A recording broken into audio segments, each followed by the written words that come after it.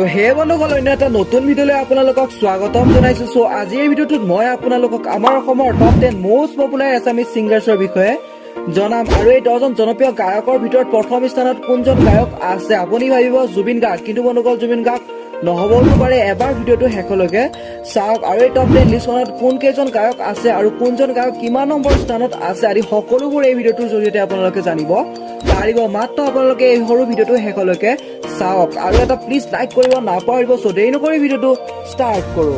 বন্ধুসকল আমাৰ 10ত আছে অংগৰাগ মহন্ত। বন্ধুসকল এখেতৰ ঘৰ আমাৰ অসমৰ নগাঁও জিলাত আৰু এখেতৰ জন্ম হৈছিল 1975 চনৰ 24 নৱেম্বৰ তাৰিখে। এখেতৰ এটা হিট চং হৈছে কৈ নিদিয়া কিয়।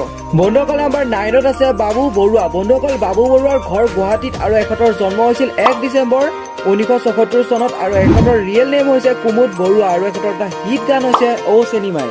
বন্ধুসকল আমাৰ 8ত আছে গীতালি দেৱী। এখেতৰ ঘৰ হৈছে আমাৰ অসমৰ তেজপুৰ জিলাত আৰু এখেতৰ জন্ম হৈছিল 5 জুলাই 1986ত। এখেতৰ কাৰেণ্ট চিটি হৈছে গুৱাহাটী আৰু এখেতৰ এটা হিট গান হৈছে ঘপককৈ।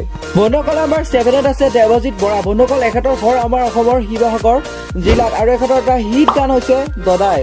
বন্ধুসকল নাম্বাৰ 6ত আছে ভিগু কাশ্যপ। বন্ধুসকল এখেতৰ ঘৰ কাৰ্বি আংলং জিলাত আৰু এখেতৰ জন্ম হৈছিল 5 নৱেম্বৰ 1978 চনত আৰু এখেতৰ এটা হিট গান হৈছে অতু আল্লাহ মই।